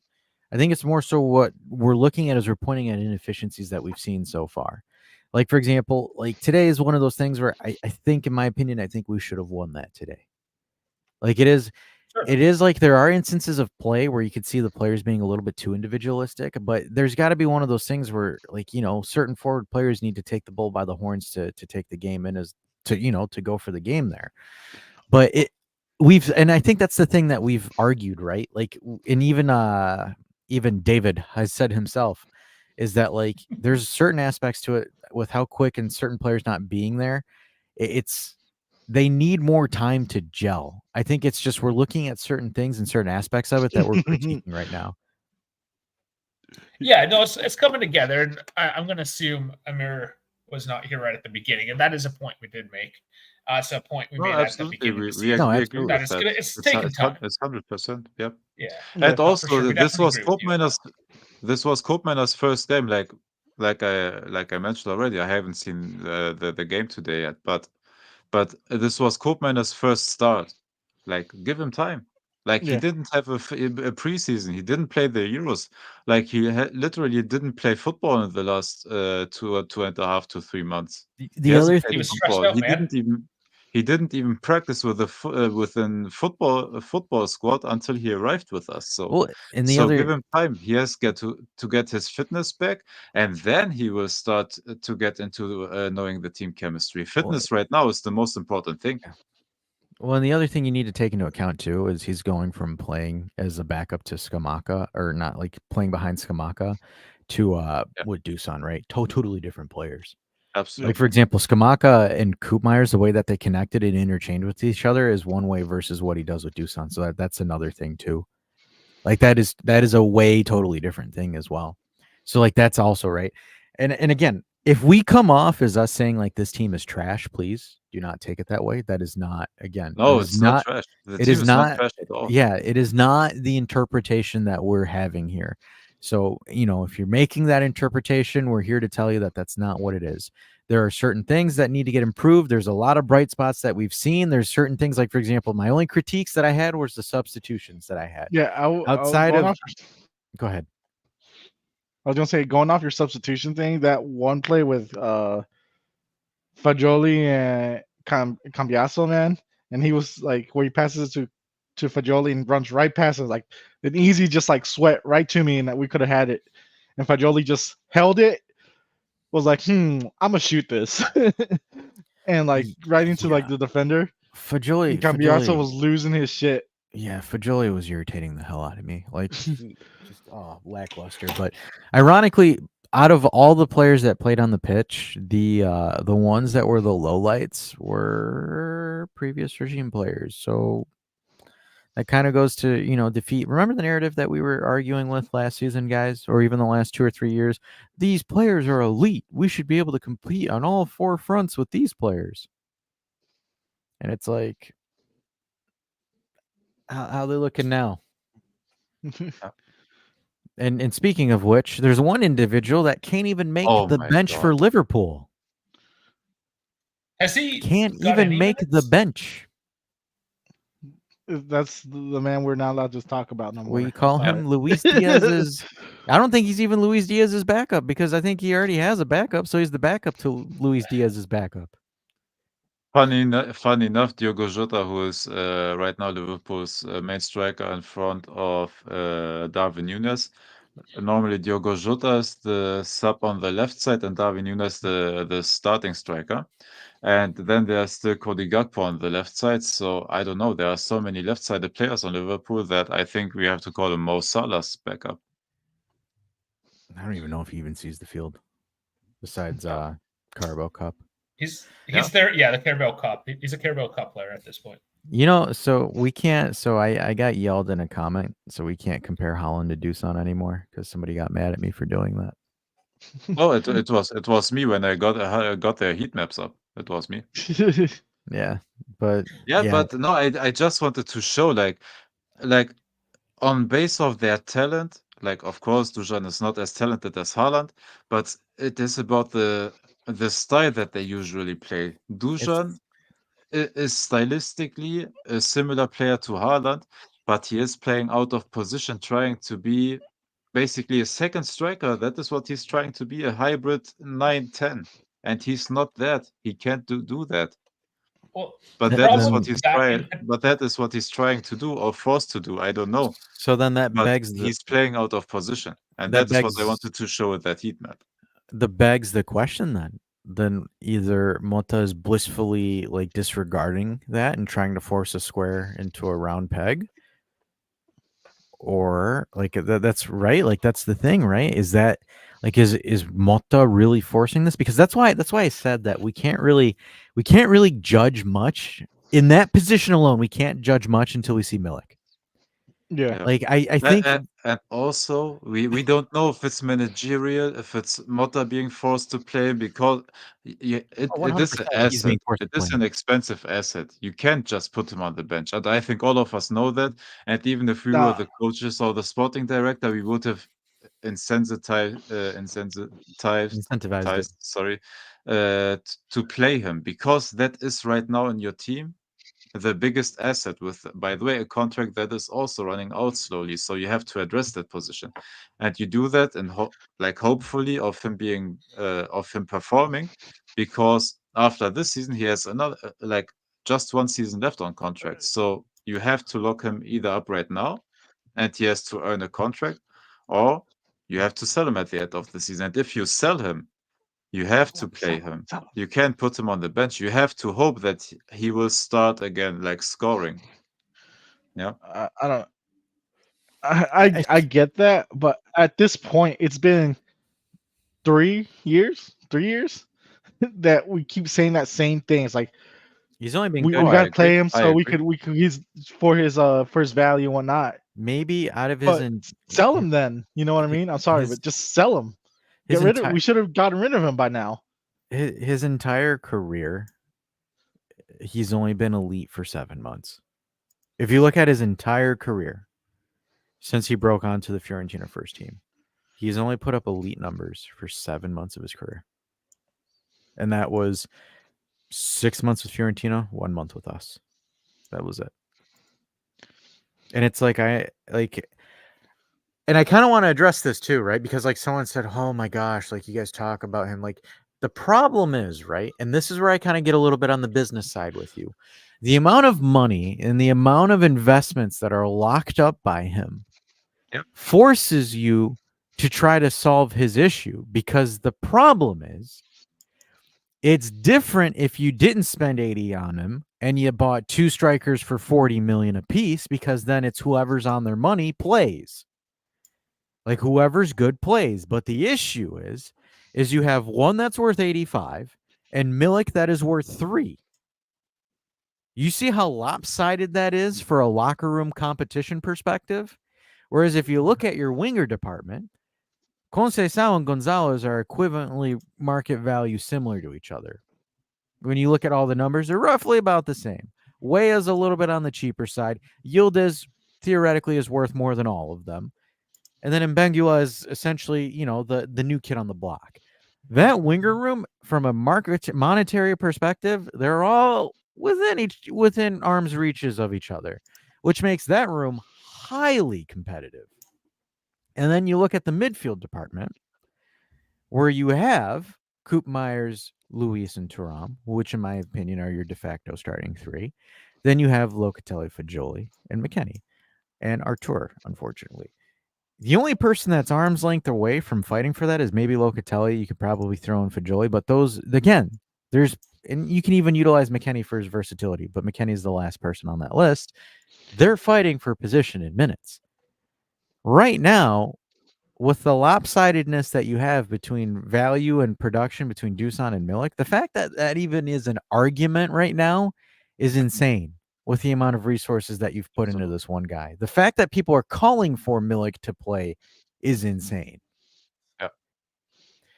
And by the way, Manchester City right now doesn't have an actual like backup for Haaland, for example. They're in a similar situation. They have only like juniors from their junior team. They don't have an actual backup. So yeah, because they sold Julian Alvarez, and their only option is for Haaland to play, and he's playing incredible. Yeah, but the thing is, like, if Haaland gets injured at this point and they need a sub, he's already scored so many goals that doesn't make a difference. No, and also Pep will find a way to build around. Look, what is crazy, and Dash and I had to talk about it before the show. The system is not built upon Haaland to be actually effective, but he is there to score what he gets, like the balls that he gets inside the box, he's scoring them. But the system is not built around him. The system is built around the midfield and around the wingers. And he's even playing Grealish again. And we all know he goddamn hated Jack Grealish. And now he got Savinho from Girona. and he's playing with actual wingers. So he has now an offensive game plan that is effective nonetheless. And trust me, like he can plug XYZ in and win the games 1-0 instead of them ending 3-0 with a hat trick of Haaland. Like Haaland is a luxury piece for them that is inside the box and scoring goddamn nearly every single ball that he gets. And that's the difference. I only disagree with one player on this list. I disagree. I think Icardi is actually Icardi consistently hits over 20 goals a season. I Yeah, I was disagree about to with that one. That's what I was going to get at. To what Azamoun and Tentel was Jovic, saying. yeah, I'm fine with that, right? Yeah. Azamoun And by the Jovic way, are terrible. Jovic, oh my god, like he built his reputation on one great season with Frankfurt, and then he got the big move to Real Madrid, and dude, he's lost after that completely. Yeah, I think because, like, for example, if you were to have a striker room of let's say Xerxes and Morata, it's way more competitive. You'll probably get more Oh my production. god, If you had Morata, a man, 1 and 2 between oh Xerxes and my god. Morata. Morata's Or still Okay, a Dave, even- Dave, even- You said the name of keep it in Red your pants, German please. Oh Dave. my god, it's still a wet dream for me. Because, like, the one thing I look Clearly. at Milan, right? And you look at Milan, right? They have a striker room of Morata, And yes, we mentioned Gyökeres. Tammy Like Abraham. he's incredible as well. That's what we're saying. These strikers are out there. Like we have to get like these strikers are out there in European football. We just have to get them instead of paying those 85 million within Serie A. Yeah. Well, let's Yeah, get him. that's what I'm saying. We should have been sold him and bought one of these players. We could have, like, I don't know. We're just leaking money having him on the team right now. We So, got like, for some example, sporting friends too in the YouTube community. So let's get some of these guys. Get an excuse to I talk know, to these get them guys on again, here. you know? So the reason why I kind of wanted to talk about, like, for example, Icardi, right? Last season in Turkey, 47 games played. You want to know how many goals he scored? I'm gonna guess Was around it 30. 39? 32. 32 Oh, goals scored in all comps. You want to Still know how many great. assists? You want to know how many assists he had? I'm gonna say 14. 18, All 12. comps. Oh, 12. 12. Guess high. So goal contribution of 44 goal contributions from Mario in Icardi. 47 games. Dude, 47 incredible. games. That is fucking nuts.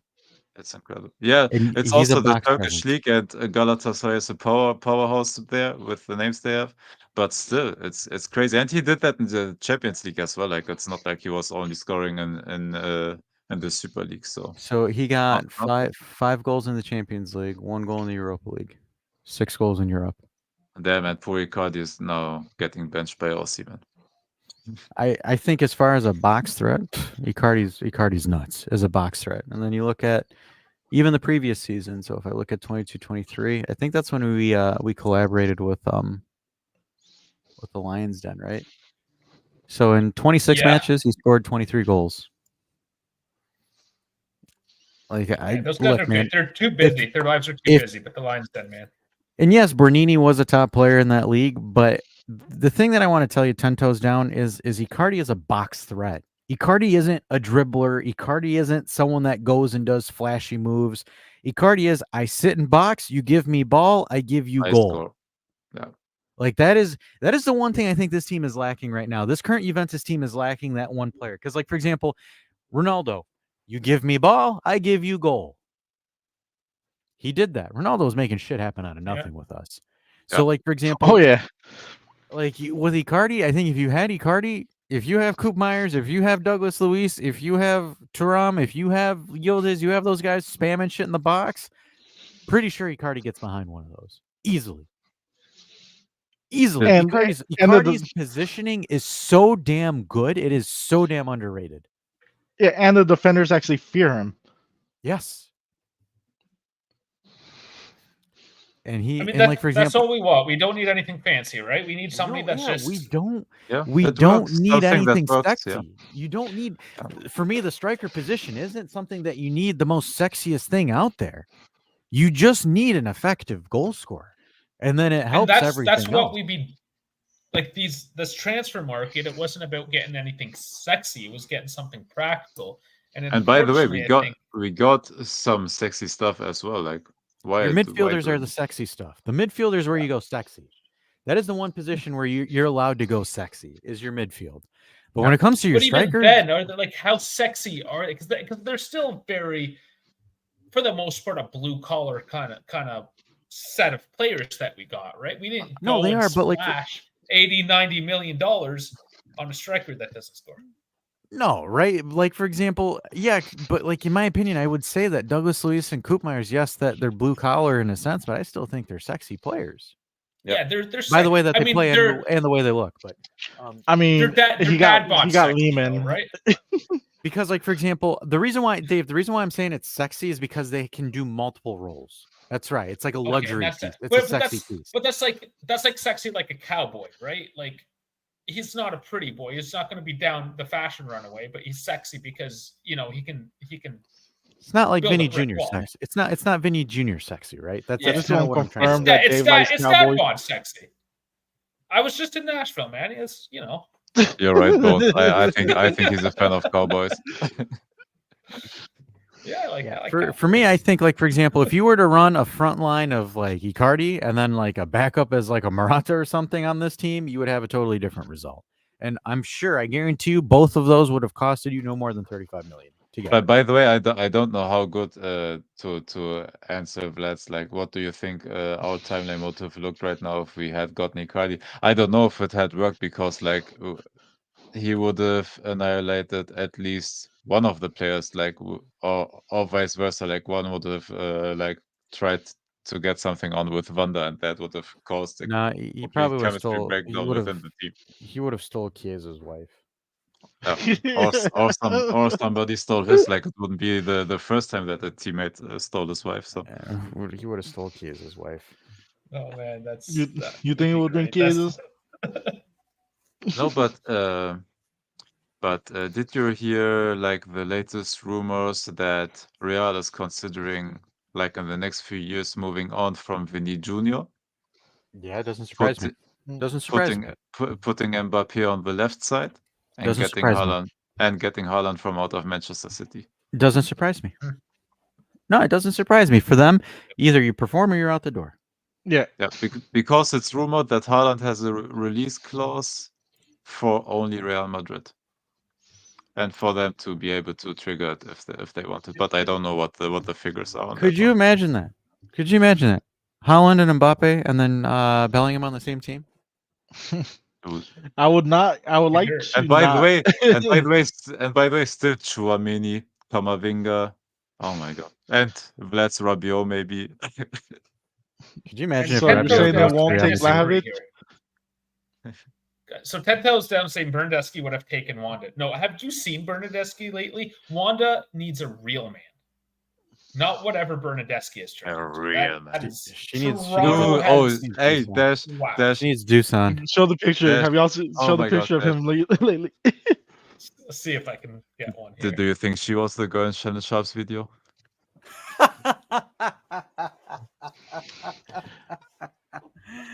Oh, good lord! Oh, damn. I think Berna would have gone for Rabiot's mom. I think if because Rolo is saying Vlahovic to Real Madrid. Oh my goodness! Real Madrid He would doesn't turn- want to, I'm sorry. He would be man, another. but Real He would be doesn't another want that. Jovic. He would be another Oh my Jovic. God. He'd go over there and be a Jovic. He would end up like Joselu. Like Joselu is a great like backup striker. He's like Milik, like a shithouse goal scorer. And they would have turned like Vlahovic into that one maybe. They would be like, "Hey, look, Holland, we got you a new seat warmer." Oh my god, dude! Yeah, wait for it, guys. Wait. Is it for if you haven't seen Bernadeschi this. post plastic surgery? I know. No, he got dreads? Yeah. He got dreads? Yeah. Oh my god! Berna got dreads? Oh my god! Is it the duel between him and DePaul, who has the worst like hairstyle every time? Bro, that's crazy. Oh my god! Oh man, that's bad. amazing. Yeah, That's nuts. something else. Absolutely. Berna with dreads. If you have the This guy- screen off or you're just listening, you need to pause or like remember to look up Bernadeschi because Oh you need my to see god! this.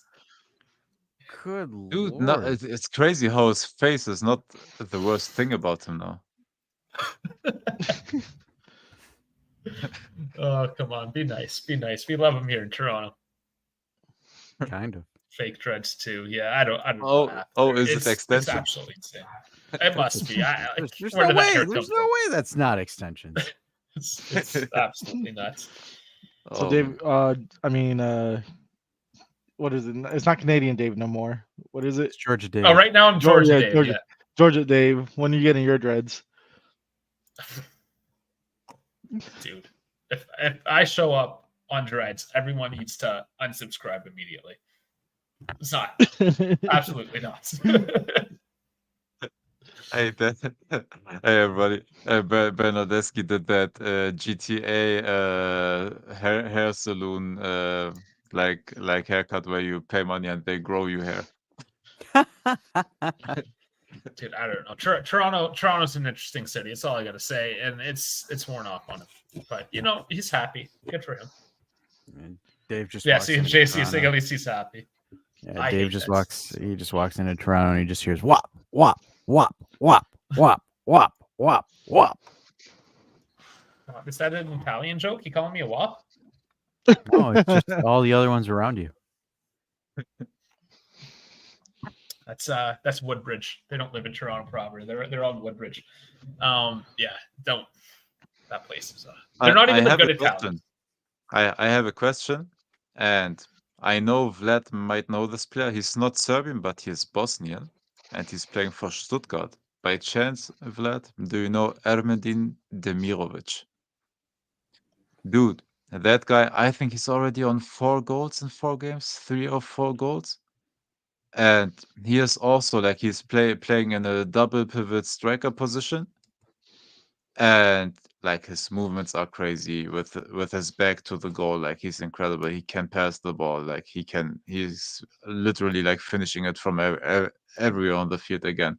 And he's a bit under the radar. And he went for 22 million, I believe, from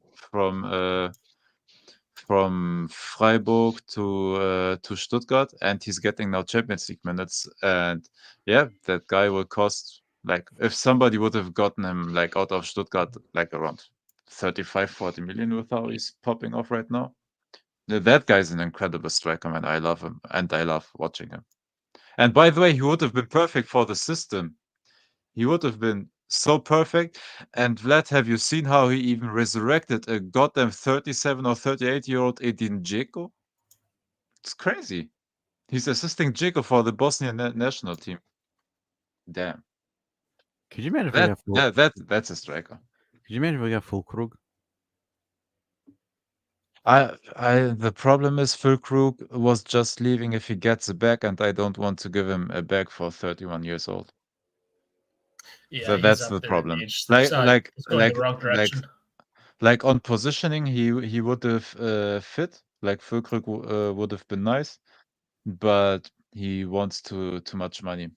That's a problem with him. That's why he chose West Ham and the bag that he got there. They gave him a 5-year contract with 31 years old. Dude, those teams are. Oh my god.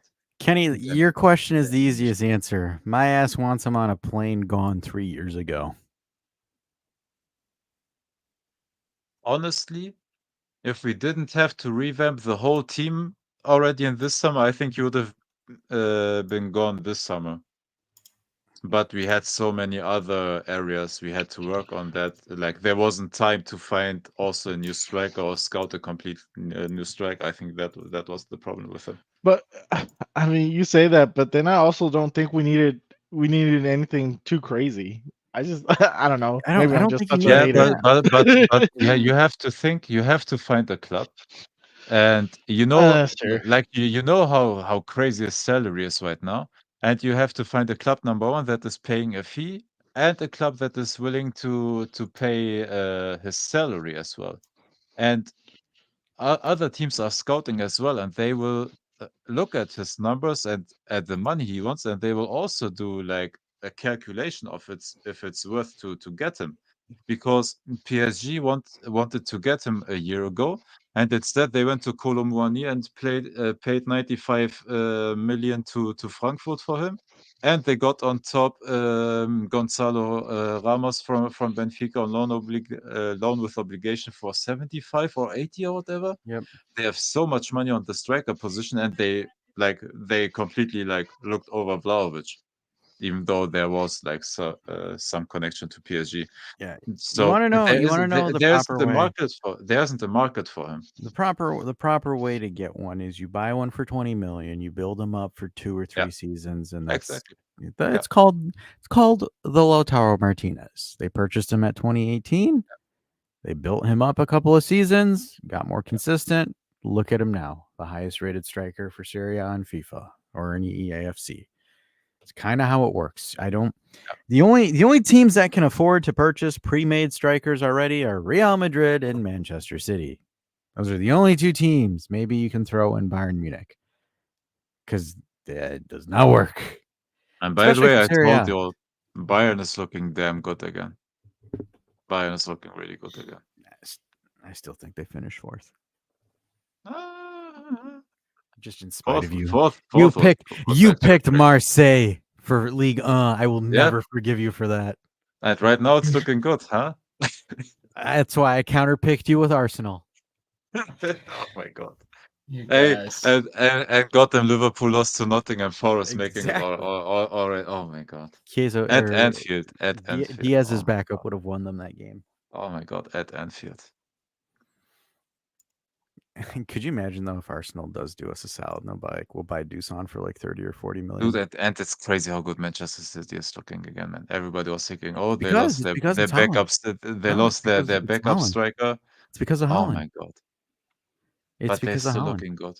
Dude, they're looking also like fun again. They're playing like with actual wingers on the field.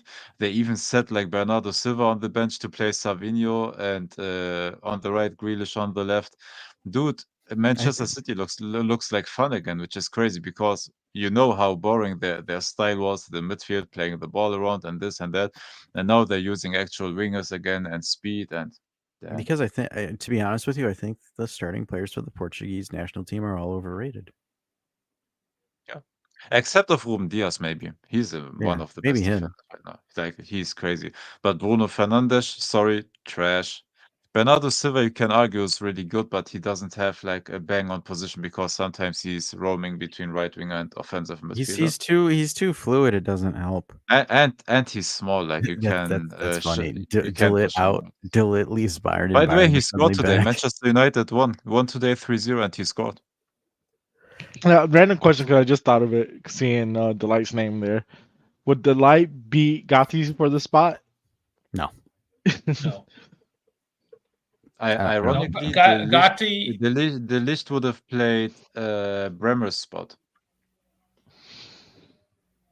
Gatti Like, he bleeds would black be- and white though. Like he's Yeah. he's the next Chiellini. I'm saying it. I don't think it's. No, I that agree. hot No, of a I'm take. with you. I love Gatti. Like just his energy and his like he shows every emotion out there.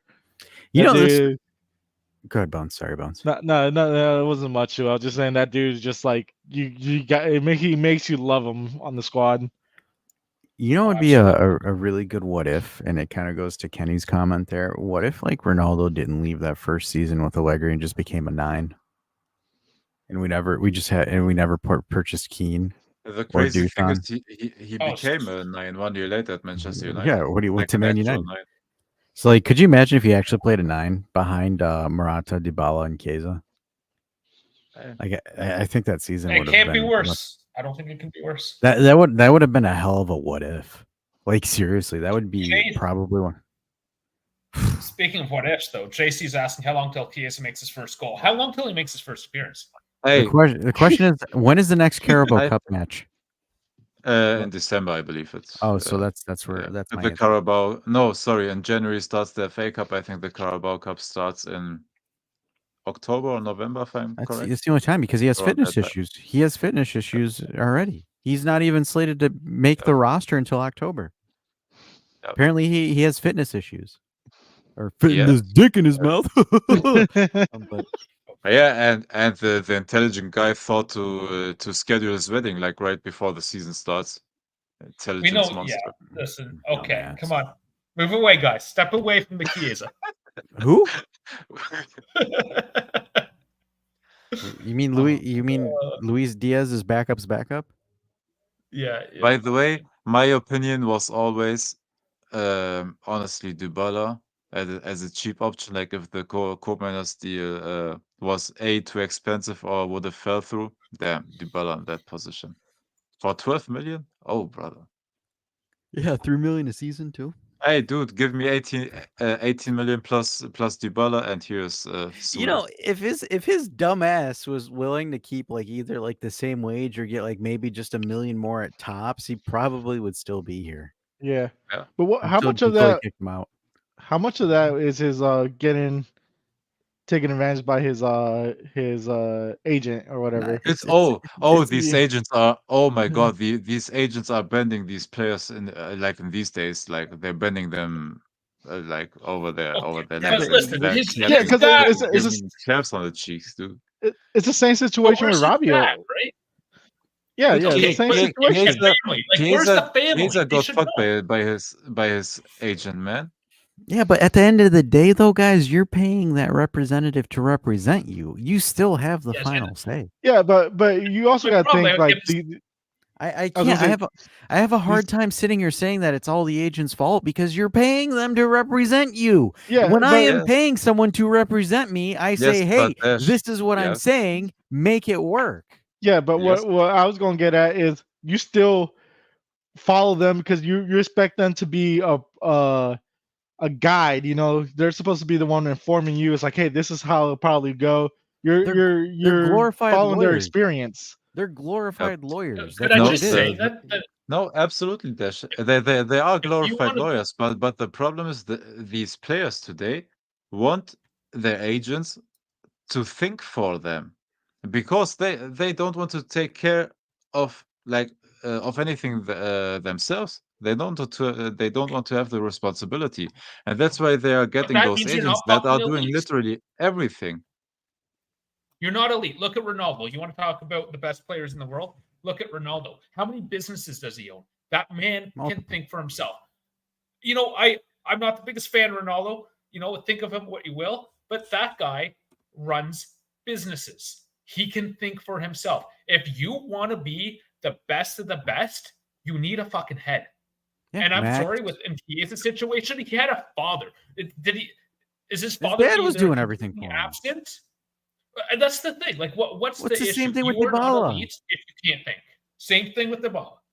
Here's the thing, like, and this is where, like, for example, I kind of put my foot down on the whole agent situation, right? Because, like, for example, if your agent is telling you, "Hey, man, let's test free agency, you might have better offers," don't cry like a bitch your last game like Dybala did. Dude, Because Dash, at the end of the day, you're responsible. You chose that route.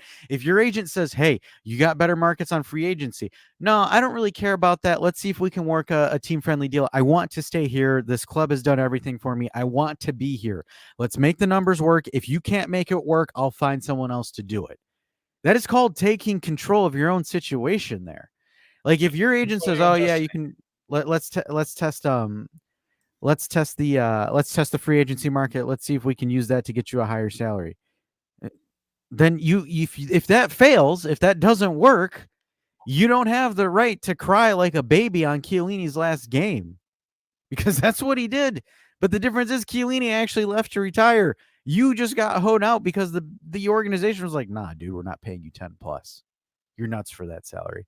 Same thing goes for Luis Diaz backup. Like he doesn't have, for the shit that he pulled, he does not have the right to sit there and say on his Instagram post, "Oh, by the way, just to clarify the contract situation." Nah, fuck you. Because you could have done this last summer. You could have done it during the season. No, your team, your people, whoever is with your clique said, "I'm going to wait and see what the new coach does. I want to see what the new formation is. I want to see what this is. I want this. I want that. I think I should get more. I think I should do this." Why? Because you had a hype 6 months? It's called being an adult. It's called taking accountability. Yeah, I was asked. Let me take a shot. Let me fix this. It's not that hard. Speaking about being adults, I want to flex a little bit. I want to address this when we were talking about the shitty comments earlier. But it kind of clicked to me as we were talking about this that the community as a whole, I mean, we complained about a couple shitty comments, people not thinking things through. So in this past week, just this past week alone, on Discord, the Serie A official and the Juve official have both sent out messages basically saying, like, what the fuck is going on? Weird things are happening. Like, why are you guys acting like child? We're getting complaints. Chill out and be respectful for one another. We've had a couple of comments that were along the same lines. And Bepe's Telegram channel, he had to ban a guy for being a dumbass. And then that guy immediately created an alt account, went back into his Telegram, and started talking shit again. So, as a public service announcement, if you're one of these people that are out there and listening and think you can just go on the internet and start running your mouth in the Juve community, fuck you, brother. Fuck you, and go be an Inter fan. Because we don't want you. This community is going to shit. And right now, I mean, we could sit here and yell and complain and have our takes. But at the end of the day, I mean, we're all friends. Whether none of us have actually met each other in real life. But at the end of the day, if we saw each other on the street, we're not going to kick each other's ass because of something we said on the internet, right? I want to throw that out there. Like, let's as a community, let's just be adults. Even if you're 12 years old, don't act like it because you're going to get called out. Here, we're going to call you out. Beppe is too nice of a guy, and he's gonna be cool about things. We call out people on their bullshit all the time in the comments. Like, if you talk shit, like, we talk shit back. Like, it's just one of those things. It's Discord. It's one of those things where we always open the discourse, but the thing is you have to have discourse. If you want to come in here waving your schlong like a helicopter, thinking, let me say this and blah blah blah blah blah, and it's like, no, dude. Because like, if you want to come in here and make a bold claim, we will challenge that claim, and if you don't come back with something, then it's just like we look at you and it's like, okay, great, go touch grass. Yeah. And that's just it, right? Like, we can disagree. Let's disagree. Like Vlad here. I mean, this is perfect. Not perfect. It says, I'm sorry to say, but you're wrong here. I would say I would disagree here, but we know Vlad, whatever. What's in language, and this is why also. Yeah, fuck you, Vlad. He said, I'm sorry to say. He starts with, but that's the thing. He's starting with, I'm sorry to say, right? Like, it's discourse. He disagrees with something we just said. That's fine. I mean, like, we also agree with a lot of what Vlad said. Wrong. I'm gonna start doing my Donald Trump wrongs. No, but so here's let me push back on this one, right? You shouldn't bank on a gentleman's agreement. It's a business. At the end of the day, it's always a business. Yeah. Get it done. And also, look, the perfect example. And by the way, I think the sports world is not talking about this enough. Because in the terms of sports, he's not as a big enough figure, but Lamar Jackson. To negotiate his own contract, his mother basically, like, being not his agent, but looking through the contract numbers and everything with him, and for them to negotiate a deal like that made him at that point the highest paid quarterback with the highest guaranteed money. I believe it was 200 something. Well, what was it? It's 200 I forgot the exact numbers. He had 200 mil guaranteed. But for him to negotiate himself, literally, this money is for himself, no agent fees. And for you as an athlete to be intelligent enough and in a position to negotiate a deal as big as that, dude, honestly, that has my ultimate respect, because that shows me that you are an intelligent and and you're ripe in your head as a human being. And I like personalities like that, and I think that goes to unnoticed, honestly. I'm not a big fan of Lamar Jackson and his playing style and his intelligence on the football field. That's a different issue. I was going to say, glorified running back. But business-wise, No, business wise, it's great. Incredible, honestly. But like it's just it kind of goes to show like kind of the mentality of like the upcoming generations, right? Like for example, Allegri, Fucking car. like Allegri, right? You can call on Allegri all you want, but Allegri owns a vineyard. Pirlo owns a vineyard. All of these like former Mattia players, Binotto owns a vineyard. like all these guys were doing multiple things. Chiellini taking business school. Yeah, Chiellini takes has an business school, MBA. gets Hey, a degree, dude, now he's yeah. Bonucci, even goddamn Bonucci, like posted something from the university, I believe. Like he was Yeah. studying something. Like I didn't look like into what it Who was, else? but Del he Piero, posted business owner. Like all these Yeah. guys have other side things that they do. Marquisio having businesses, restaurants, and everything like in Turin. Yeah. So it's just like I look at that. Oh, Jesus, Go ahead. buddy, the Swiss guy, Swiss right back. Oh my God, why can't I think of him? Lichtsteiner. Lichtsteiner, thank you. There was a whole He's got a podcast watch episode company. He about makes him, Swiss and you watches. missed it. Does he? Yeah, I know. Lichtsteiner episode. Yeah. So yeah, he makes watches. Like, Yeah. Look at all these guys. He's got Douglas Costa has an OnlyFans where he sells pictures of his schmeat. Hey, that's hey, the man is a small business owner. He's a small business owner. I mean, I'm just saying, Frankie's still waiting for Gotti's OnlyFans. Hey, and by the way, Frankie, my guy, he was the first on the Gotti hype train, and the guy has become the captain and one of the most likable players and actually playing incredible on the field. Dude, Frankie, this is That your is all hype Frankie's. train. That is all Hey, Frankie's alone. hey, I'm not even That touching is that. your hype train, your credit, and when and if Your he sees this, your Frankie, glory hole. You're the guy. You're the That guy. is man. your glory hole, Frankie, and only you can put inside that thing. As a prize, we're gonna give you a body pillow, a Gotti body pillow.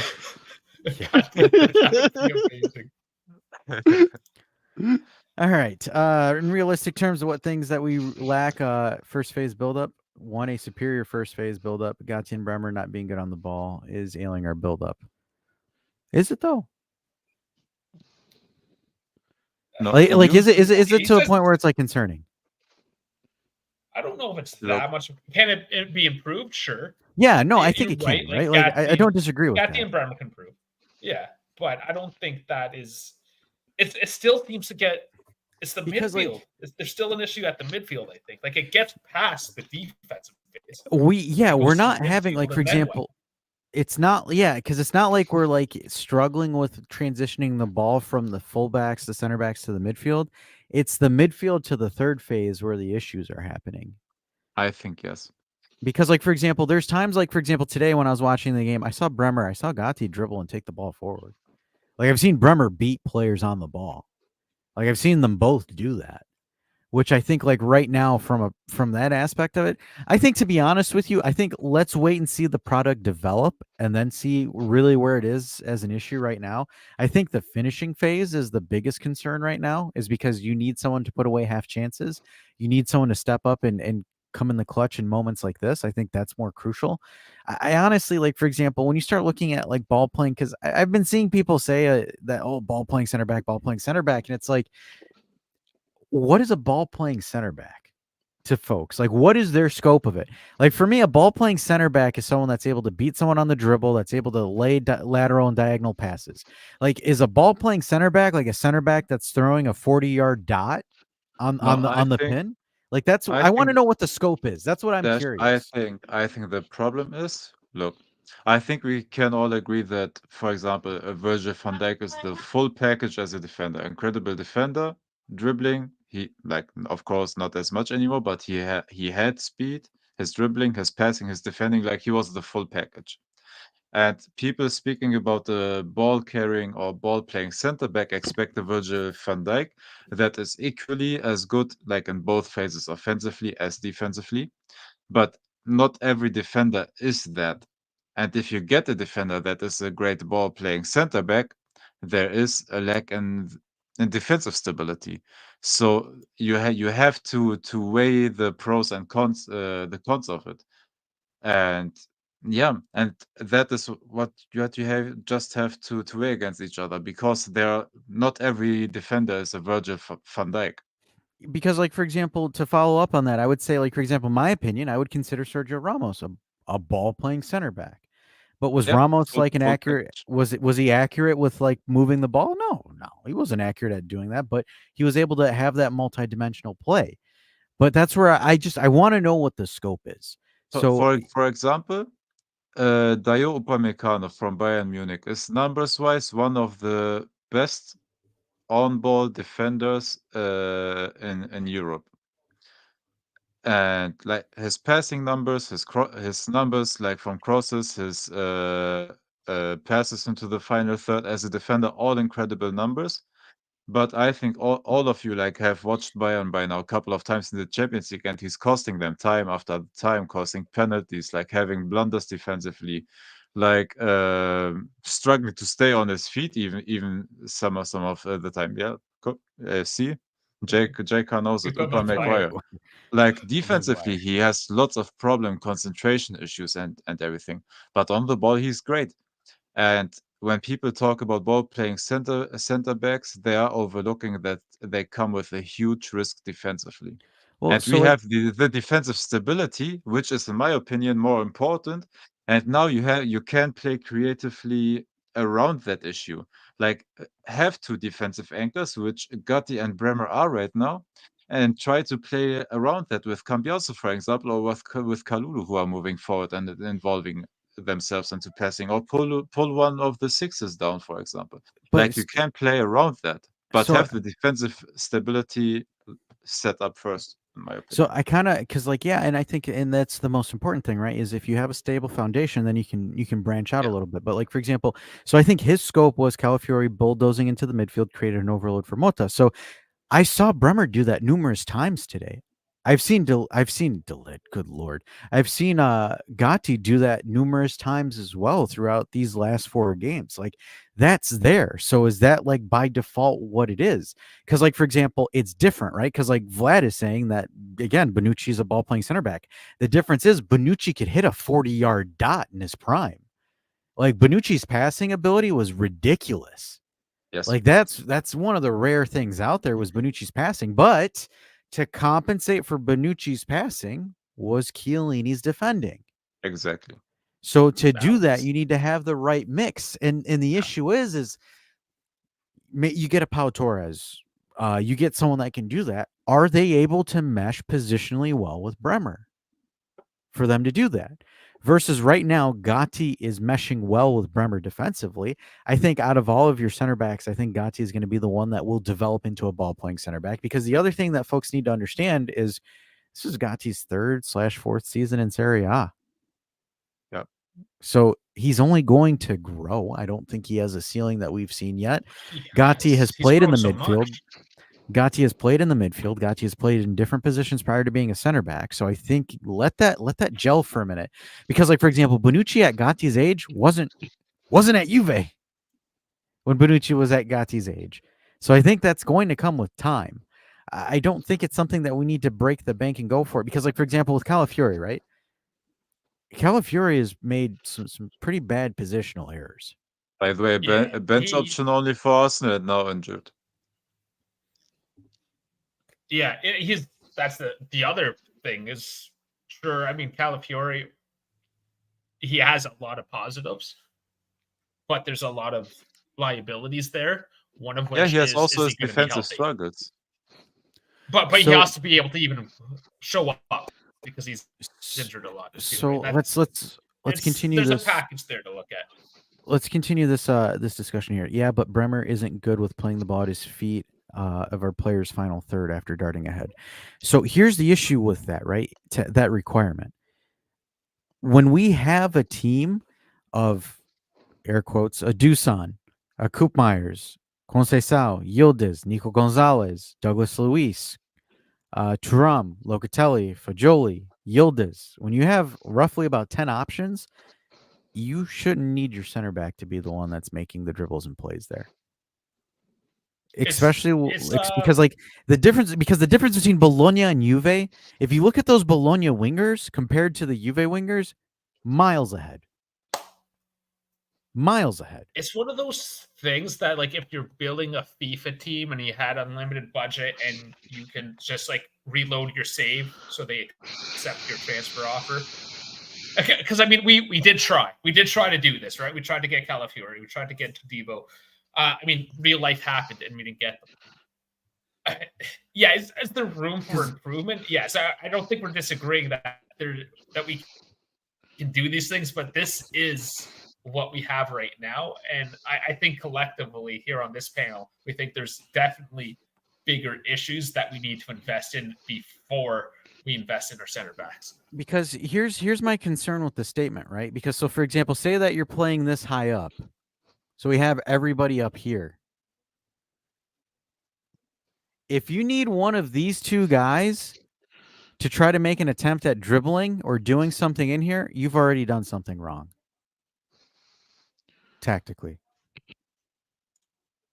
Like you would honestly, in all honesty, you would be doing something wrong if you need him to be up here.